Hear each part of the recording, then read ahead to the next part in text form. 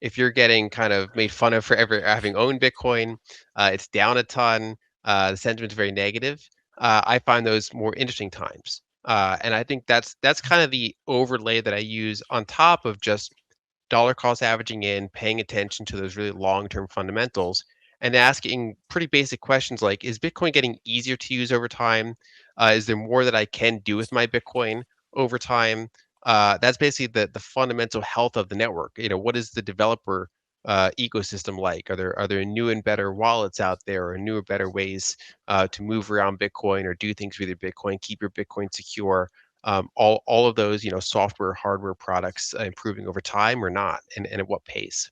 Lyn Alden, a macro strategist, claims that the majority of investors continue to view the world through an antiquated perspective. They ignore the more significant structural changes taking place beneath the surface in favor of concentrating on short-term price swings, interest rate news, and market noise. According to her, Bitcoin, fiat money, and global liquidity are all components of a single, interconnected system, and you can easily misinterpret what's actually happening if you don't understand how that system operates. When most people hear Lyn Alden, they think of Bitcoin or macro forecasts, but her analysis goes much deeper. She studies liquidity cycles, global debt structures, energy flows, and how capital moves across the world economy. One of the key ideas she emphasizes is that markets are driven less by emotion and more by liquidity conditions, meaning where money is flowing, how abundant it is, and what incentives central banks are creating behind the scenes. Please take a moment to like this video, subscribe to the channel, and turn on post notifications for more content like this. I would add to those 2 points by just saying that fundamentally speaking, in order for Bitcoin to grow large from a very tiny starting base of literally zero,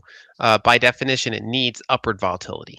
And anytime you have upward volatility, it's going to attract leverage at some points, and it's going to attract euphoria, and it's going to get over its skis, and people are going to own it for the wrong reasons or in the wrong size. And that inevitably leads to periods of washout and downward volatility. It'd be great to have tremendous upward volatility without any sort of downward volatility, but it's just not how markets work. It's just to get it's basically a fundamental human nature issue. And so Bitcoin is something like 17 years now into its monetization path. We might all have different views of how big it's going to get or how long it's going to take to get there. But it needs that upward volatility along the way. And so there's no path here. There's no world where it wouldn't have downside volatility as well. And so I agree that position sizing is important. Having the right expectations for it is important, or at least kind of expectations that are conservative and that are kind of expecting that volatility. And then that's what allows you to treat that volatility more as a feature and less so as a bug that can disrupt your goals with it. Yeah, I mean there's pros and cons. I think and some people obviously wonder if ETFs were good for Bitcoin. I think it's inevitable. Anytime an asset becomes worth trillions of dollars and is liquid, it's going to have ETFs made on top of it. It's not that Bitcoin changed to have ETFs. It's that the fiat system decided to make ETFs and put Bitcoin in them. That's just an inevitable path of monetization. Um, some of the downsides of ETFs is that you can't use Bitcoin for its fundamental properties. You can't self-custody it. You can't permissionally send it to others. You can't, travel around the world and still have access to it. You can't split it into a multi-sig and things like that and kind of have all the different attributes. But there are millions and millions of people that have brokerage accounts. There's kind of a lot of walled garden capital. And so, as Norma pointed out, it makes it easier to buy Bitcoin, especially for those pools of capital that are already in that ecosystem. It allows it to be purchased more easily in retirement accounts. Depending on what you plan on doing with your Bitcoin, if anything, it can give you some security features in the sense that unlike an exchange account, you can't have coins like unauthorized sent away, nearly as easily. You have it in this kind of predefined wrapper. It's not really prone to that type of irreversible transaction that can happen with other types of accounts or hacks. In addition, there always is some self custody risk. It requires having certain.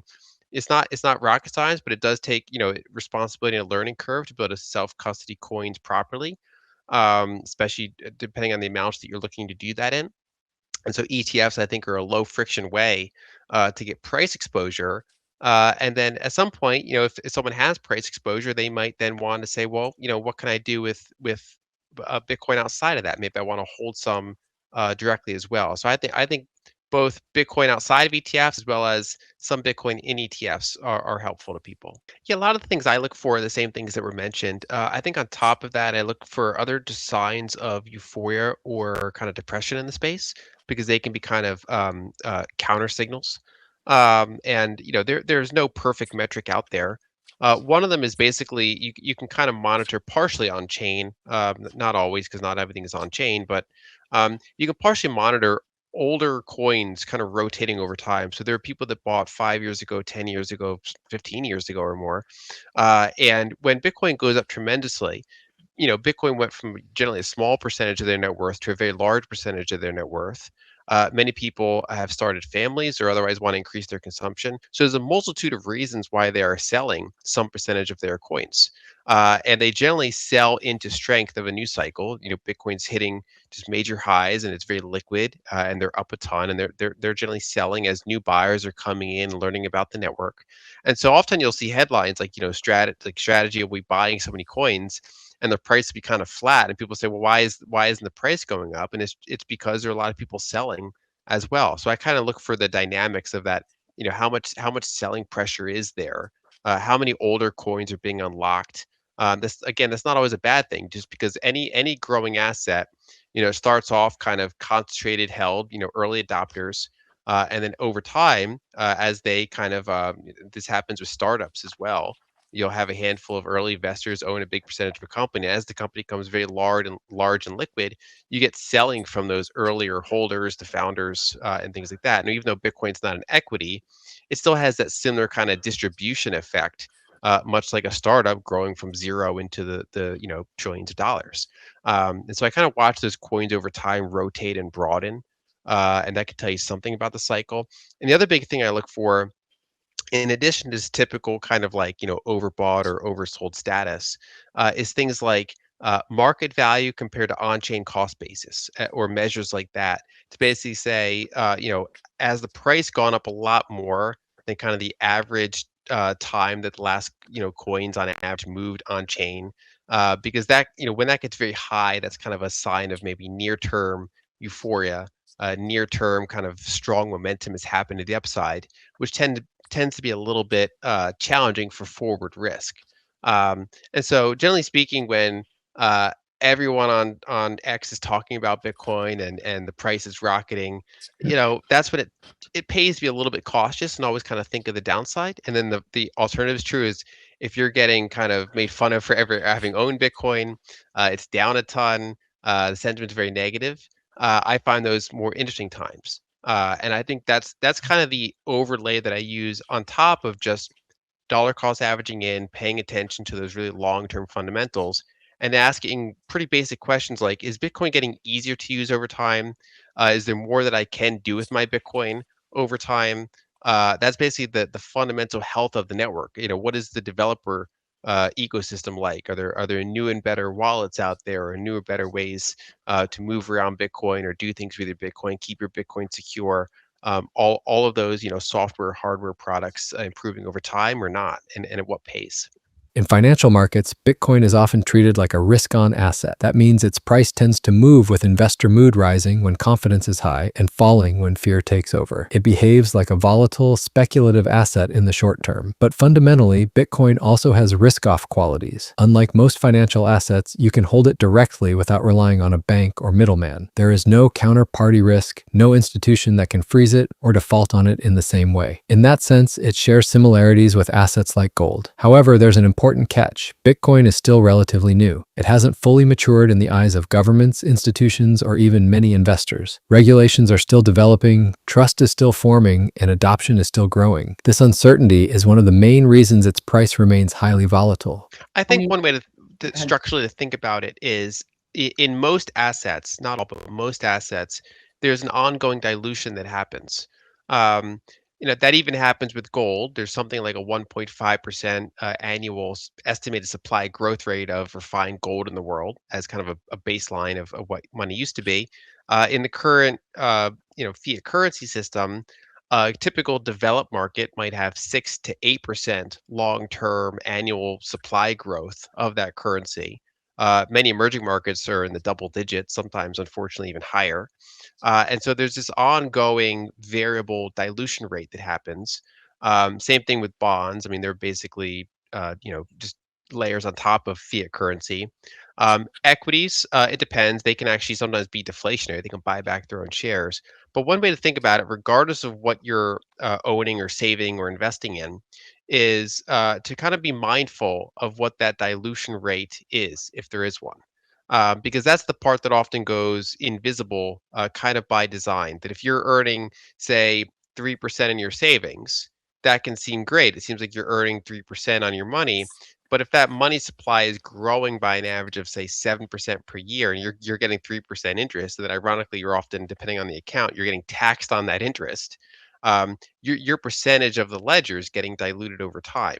And that's where that risk problem comes into play that Caitlin mentioned, where it seems like you're being prudent, but you're actually saving in melting ice cubes, which then forces you into scarcer or more growing assets, but they tend to have volatility attached to them. Obviously, Bitcoin's attractive because the long-term dilution rate is zero, potentially even negative if some people lose their coins over time. Um, and it's not the only asset that has that. There are equities that have multi-year, multi-decade streaks of share reduction, but it's the one that's got monetary properties. So that's kind of pre-programmed. It's not a governance decision that changes over time based on the prospects of a company. So I would just kind of, I think anytime you save and invest, whether it's Bitcoin, whether it's dollars, whether it's gold, whether it's equities, bonds, even real estate, which changes in supply over time, always be mindful of the question: at roughly what rate am I getting diluted in the investment that I own, offset by whatever, if there is interest, what does that compare to the dilution rate? If there's not interest, hopefully it's an asset that's not really diluting at a substantial pace. I agree. And kind of the interesting thing about it is that as a asset that you are able to self custody, it gives you risk off properties in many ways. Most assets that you can invest in have some degree of counterparty risk, potentially in addition to the price risk or other kind of fundamental risks they have. And along with basically precious metals and a few other kind of liquid assets, Bitcoin is one of the few things that you can hold yourself outside of, an account, outside of the traditional system, that gives you basically protection against a lot of things. And that can matter less sometimes in developed countries where you feel very stable. It can matter a lot more in extreme environments, whether it's unusual times in developed countries or more frequently, unfortunately, in many other countries around the world. Um, and it allows you, unlike precious metals, allows you to, beam those assets to someone else over the internet, and you can audit it in roughly real time. And those are all kind of naturally risk off properties. But because Bitcoin is a 17-year-old asset, it's still relatively small in the grand scheme of all the assets that are out there. It's still not widely held in the world compared to other types of assets. Um, and so it still has a pretty high degree of uncertainty around it. It's treated that way in terms of price risk. For a long part of its history, it was unclear how governments were going to react to it. Sometimes governments would flip flop their positions on how to treat it. Sometimes it'd be discouraged. Sometimes it'd be more allowed and treated kind of like other assets. How banks would function with it, in addition to just the ongoing technical questions around it, and people's evolving understanding of it. There's many other assets where people grow up with those assets already existing, whereas Bitcoin's a young enough asset that most people had a conception of assets, and then Bitcoin shows up, so they have to learn what Bitcoin is rather than just it always being there, like many other assets. And so that adds a lot of price volatility to it. That adds a lot of risk and kind of headline risk to it, even though. And so it's treated in a portfolio for the most part like a risk on asset still, even though it does give the user, apart from that kind of price volatility, it does give the user risk off properties. Lyn Alden explains why Bitcoin is different from the majority of conventional assets in this section. Self-custody, which allows you to hold it yourself without a bank or middleman, is one of its main characteristics. This lowers counterparty risk or the possibility that a financial institution that is holding your money will fail, limit access, or alter the regulations. Because it may exist outside of the conventional financial system, Bitcoin is comparable to gold in that regard. She also emphasizes how Bitcoin is more flexible than tangible commodities like gold because it can be sent anywhere in the world via the internet and validated nearly quickly. These characteristics give Bitcoin what she refers to as risk-off characteristics. Its price behaves like a risk-on asset, which means it is extremely volatile and responds strongly to news and market sentiment because it is still relatively new, poorly understood, and unregulated. She also describes how the financial system works in layers, with central banks at the base creating money and banks and other institutions expanding it further through lending. This creates a complex system where money supply keeps growing and liquidity is constantly managed. Overall, her point is that Bitcoin stands out because it has a fixed supply and is not part of this expanding credit system, even though in the short term it still behaves like a volatile, high-risk asset. If you find value in this content, please take a moment to like the video, subscribe to the channel, and turn on post notifications for more videos like this.